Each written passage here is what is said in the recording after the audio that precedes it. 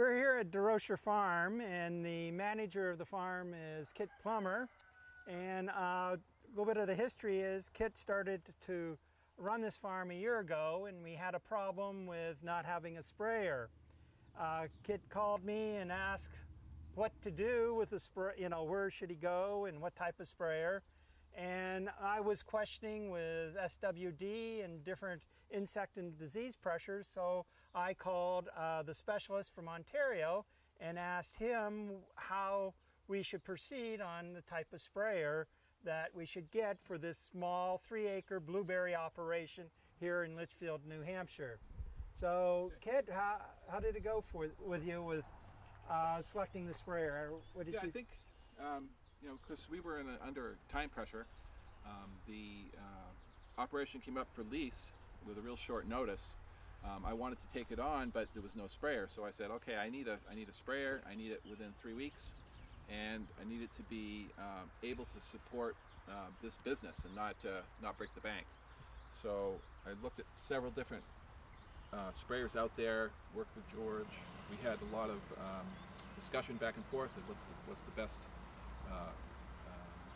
unit, and this seemed to be the most cost-effective and the right unit for this plantation, small plantation.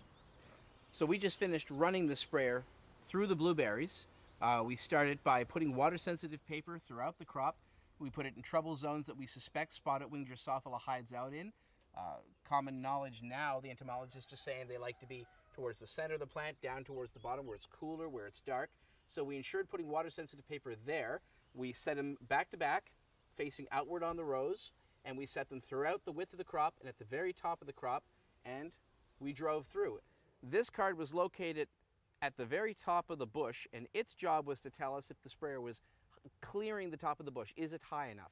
That's where the wind is liable to steal a lot of spray. We also put an air induction nozzle in that top position.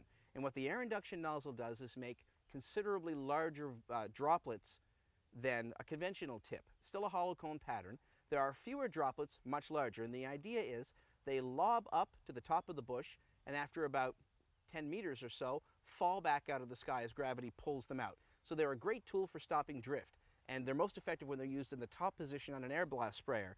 So after our passes, we retrieved these 2 cards from the top of the bush just to see what they looked like. And as you can see, this is the Cadillac of coverage. This is the ideal that we strive for. It's not drenched, nor have there been any obvious misses where something could get in between the drops. This is about 85 drops per square centimeter and about 10 to 15% coverage, possibly more. That's the goal. This is a situation where the sprayer is just the right size for this crop. An orchard sprayer designed to spray to the top of a semi-dwarf is overkill, and we end up spending all our time trying to choke back the fan speed, the air and the volume, so that the droplets have just enough oomph to get into the center of the plant. But here, with this small fan diameter and the fact that it fits so nicely down every row and the convenience of mowing as you're spraying, this sprayer is ideal for this situation. I couldn't be more pleased with the coverage that we're getting.